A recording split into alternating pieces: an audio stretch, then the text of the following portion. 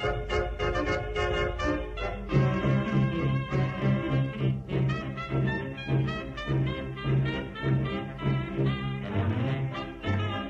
and welcome to this special intermission for Harlan is in Danger.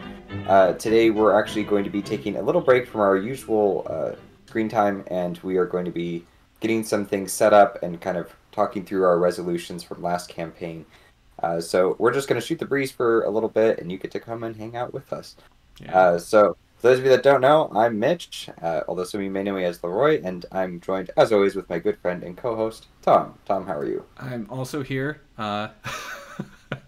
as usual. I'm doing good actually. It's a Friday. It's sunny out. The weather is finally improving in Boston, and we are done with Dunwich Legacy. So that's exciting. It is. We were down to Dunwich, and now we're done with Dunwich. Yeah. I've been playing through the campaign play along for Mythos Busters, which is Dunwich as well. And honestly, this campaign went a lot better than that one does, and that'll come up on the channel at some point as well, where you can just watch me fail over and over again and slowly accumulate tons and tons of trauma. But yeah, so I'm feeling good about. I think this was a pretty good Dunwich run. We got absolutely trounced last scenario, Yeah. which I don't know how I did it. The first couple times I played Lost in Time and Space, I did pretty well. But since then, every time I play it, I get bodied.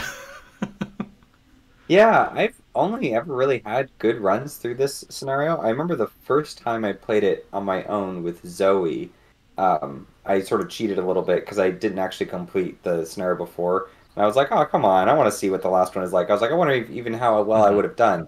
And when I played it, I like breezed through it. I was like, wow, this was pretty approachable. It's usually one of my favorites. I really think it does the Lovecraftian feel nicely, where things are so grounded when it begins. You're going to like schools and bars and speakeasies, and you're just chatting with people. You're dealing with thugs, and then you get to the end, and you're like literally twirling in space, and it's like it's nuts. So it's a really cool thematic scenario, and I do actually like that you have to like earn it. You have to beat the one prior to Yeah. it, otherwise you can't play it. I think that's a really nice touch, especially because it's near the end. But yeah, for whatever reason, we were just struggling this time, and we did not get a chance to rebound at all. Yeah, I'm feeling. I think I told you about the challenge run that I want to do, the for Lost in Time and Space, or Age, for Lost in Time and Age, where we play through Forgotten Age with Lost in Time and Space shuffled into every scenario. I don't know if I want to do that anymore.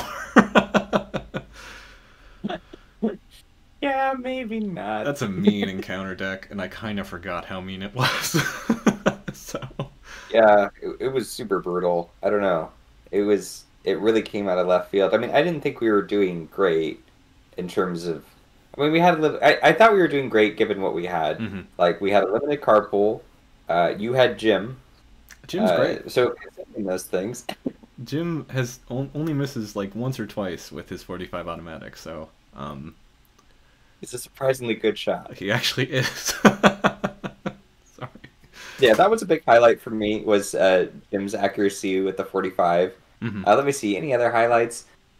I really liked how were able to get the gangs all here, and that Duke survived. I wasn't even mad about it when he made it, because we killed that scenario so fast. So yeah, I couldn't even be upset about it. I was like, this is just cool. Yeah. Yeah, I think we definitely peaked in those middle scenarios and like started to show the fact that we were playing with a limited card pool and maybe not very, in my case, well-made decks. Towards the end, when it was just like, oh, I'm testing. I think it was actually Undimensional Unseen, where it was like, we're both just testing 4 against 7 willpower. This is not going well. It's really hard to get rid of broods. Oh boy. Oh yeah, that was rough. That was a sobering scenario. Well, and the last one too was very sobering. It was like, oof, all right, you're just being real. I don't know. I think that one though, at least it felt like we had competently built decks and we were just getting taken apart. Like that's how that one felt. Like every chance where we kind of gained a little bit of ground, it was just like, and here's another big enemy that you've already fought twice. Yeah, yeah. I felt like the chaos bag was really harsh, and we didn't have like we really needed to be passing a few of those initial tests, and we Mm-hmm. weren't. And because of that, it was like, oh, well, my card's gone, or whatever it was that we Yeah. needed. But the charge is gone, the shot's gone, and now we're in a dire strait. And it is very reminiscent of old school Arkham, where that is very much how the game is Yeah. played when you have that limited card pool. It's like rebounding is going to be tough. Yeah. But we did get a ton. Actually, oops, I'm not even on the right page. Ignore this. Yeah, it's fine. I'm sorry. We did get a ton of story assets that we can add to our card pool, and you want to talk about that at all? Because you ended the campaign with 14 experience or 15 experience, right? And I think I ended with 4. So Yeah, I think it was something like that. So what I did was is I bought. Let's see, I bought. I think. Well, what did you buy? You just bought Lady Espert, I think, yeah, and yeah. So we decided we were gonna price Lady Esprit at 1 VP because he's not that good. she's pretty expensive and she doesn't do a lot. She does some healing, which we might need in the next campaign, but Hmm. I don't know. She's good soak, She's good but soak, and maybe for mystics she might do something, but yeah. hmm And then I also yeah, grabbed. I think I grabbed Armitage, which we priced at you 3. got Armitage. Yeah. That's right. Yes, you got Armitage and Lady Espert, and I took let's see, Zebulon, the Necronomicon, Francis Morgan, and I think that was it. I That's it for didn't get story Warren cards. Rice or Earl Sawyer Yeah. because I just didn't have enough at that point. Yeah. But I got the others, and my justification for Francis Morgan and Zebulon is they're like combat and willpower, which I thought would make for a good option for Guardian and Mystic. Mystic doesn't have a lot of allies just in general in the card pool, so that might be a good choice for them. Mm-hmm. And then playing Guardians can sometimes be a little sluggish, so I thought, all right, let's give them Francis Morgan so they have a little bit of draw. Yeah. Get that So draw. that was kind of my thinking there. And we priced them all at 3 XP, so just a little bit above a B cop. Yeah. And that seemed to be kind of the sweet spot, especially because anybody can pick them up because Yeah. they are neutral. Yeah. Exactly. So we can have those rogue and survivor fighters get something that's almost beat cop ish if they pay a little bit more for it. So. Hmm. Yeah, exactly. And then And you. then I obviously had to take the Necronomicon because, I mean, why wouldn't you? It's the Necronomicon. It's. And that one was compared mostly with like mag glasses, so Mm-hmm. we just gave it 2 to be on the safe side because it's a similar enough effect. Yeah. And then I spent another 5 on Rex Murphy because I wanted to play him for this campaign because the smaller the card pool I have access to, the more likely I'm going to have a somewhat stable deck because this is going to be an ultimatum of chaos run. Yeah. That's a good segue over to our resolutions tab. So there's going to be a couple things. So first of all, because we lost the lost in time and space, and Yog Sothoth tore apart the barrier between worlds and became one with all reality, we're going to Carcosa because it's an insane place where you're probably actually just in the mind of a mad god.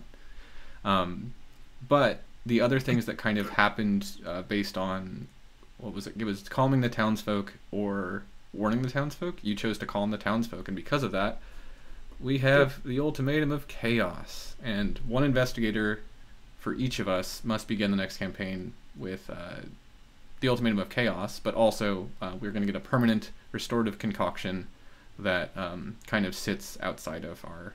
And I guess it's going to go into your card pool since you're being Rex, so it's technically your card. Um, Well, I mean, it could go either because it's considered a story card. It's gaining the yeah, permanent trait, and so that way we'll have Strange Solution. Just the restorative concoction one is a kind of discovery that the last investigators left behind. yeah, yeah. If we did we not read the epilogue? Oh well. In the epilogue of Dunwich, You didn't there's. read the epilogue because you don't get to read it when you die. Oh yeah, that's right. Okay, yeah, yeah, yeah. That's right. Okay, that's why we didn't read the epilogue. Cool. Yeah, but in the Yeah, because epilogue in of the Dunwich, alternative, if you calmed the townsfolk, they do more magic, or something like that. So yeah, well, and you get to read this little segment with Janae Bogard, or that's the other one. So we don't get Janae yeah, Beauregard. So if we had warned the townsfolk, Janae would have showed up. But We didn't. Right, and So then she would have been a story character for yeah, us, but that didn't happen, so that's all right. We that's will okay. take the strange solution instead, which is still going to make it interesting. Yeah, and the other interesting thing that besides chaos and strange solutions is because the Albanians have a bone to pick with us. The mob's going to follow us into Carcosa, and at the beginning of every scenario, we're going to reveal a token from the chaos bag, and if it's a symbol token, we'll shuffle the Naomi's crew encounter set into that encounter deck. I think when we came up with this, I was a lot more confident that we were not going to warn the townsfolk, that we were going to or not to calm the townsfolk, we were going to warn them, because I was like, you're going to figure out, you want to play with Janae Beauregard, you're going to figure out how to do this. And now we have this ultimatum of chaos with maybe some mobsters just showing up, and we've decided that I'm going to be the fighter, and I'm a little worried, so... Well, especially because they tack your resources too, which is going to be a problem because you are playing Zoe. Yeah, so I'm going to be playing Zoe, and yeah, this is going to be a weird one. We're going to just have mobsters showing up in Paris that really just want our money. Spoilers if you haven't played Carcosa, sorry. I think everyone's up that front. Yeah, I think so. I think we're okay. I know I have a couple friends that are following along that haven't played through like any of this and are playing kind of along with us now because we're just following campaign release order accidentally. Oh, that's cool. Yeah, it is. Okay, yeah. I think without further ado then, we should maybe get on to our decks, and we're going to do a chaos roll of our decks and talk through how screwed we think we are.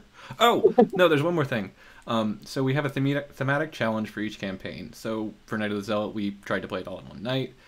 For Dunwich Legacy, we were trying to give each other good advice throughout the campaign. Kind of started to peter out because we kind of listened to each other anyways, and yeah, it's okay. I mean, if we were to play Dunwich again, I think I might think of a different thematic challenge, but I don't know what it is. You have to give each other bad advice. Bad advice. No, we lost. We already lost. Let's not. Okay. For Carcosa, we're going to do a swear jar Carcosa. So every time we swear, we haven't really decided what the actual effect is going to be. We either are going to lose a resource and put it on a card somewhere to have a swear jar and just keep a track of like how much money we lose to the swear jar, or we're going to take a damage because Haster doesn't like it when you swear and he smacks you just from somewhere. So yeah, comes out of the ether realm and just. Oh, maybe it could be like if the man in the pallid mask is in play, he attacks you or something like that if you swear. So you can swear sometimes, but if the man in the pallid mask is there, he's just like, eh. That's good. I like that. I like That's that a lot. Yeah. Okay. Okay. I think that might be what it's going to be. Sweet. Cool. Figure that out live. Look at that. All right. Yeah. So so then okay. Now without further ado, we're going to go do our decks, I think. All right. Let's see it. Here we go. Oh, it's thinking. All right, I'm fine. Oh my gosh, you have so many weapons. This is great. Oh, sweet. Okay. So first thing I'm noticing is I got some guns. I got a 32 Colt, 245 automatics, which I've only played with 245 automatics in every deck so far. That's fun. Some blackjacks. Cool. Did we not get blackjack 2? We don't have blackjack 2. All right, these are gonna get trashed. Yeah. Because we didn't win, so we don't get the Dunwich Legacy Return to cards. Flashlights are good. I can help up with that. Kukris. I think the first time we ever played Arkham together, I brought a Lola deck that used the Kukri. Yep. And, yeah, that's pretty fun. I got some fine clothes. That's going to be nice. There's a lot of parlay tests, so cool. Guard dog. That's nice. Good. I have an ally. That's good. I have stealth. That's interesting, actually. I'm kind of into that. Mm-hmm. Oh, I've never thought about playing stealth with Zoe. That's kind of fun. What do the painkillers give you?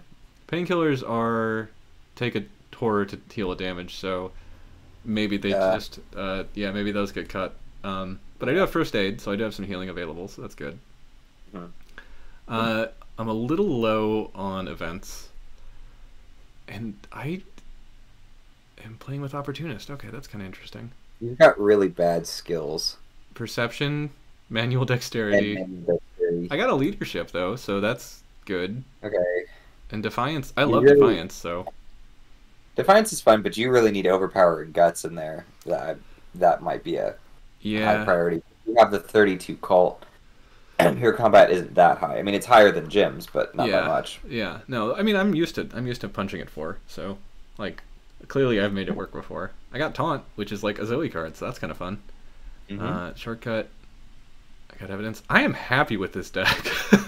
This is actually great. I have an emergency cache. I'm set. And I got a delve too deep, so I can make us sad. Hey, horror healing. That's good. Okay. All right. Yeah. This isn't too shabby considering. I was very afraid that we were going to have very bad decks, but honestly, I feel like I can take on all of the monstrosities that Carcosa throws at us. This is just our starting point. So we're not chaos drafting our upgrades. So we get to choose our upgrades. So I'm feeling swell. Are you ready? All right. Let's see it.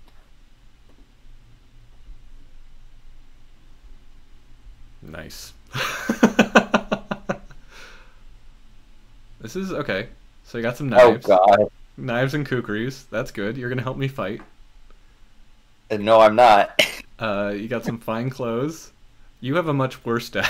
I have a very bad deck. I have way too many allies. What do I need all these allies for? I like art students. I guess so. Yeah, you got art students. You got Dr. Malong Christopher. That's always good. Okay. A lab assistant will draw you cards.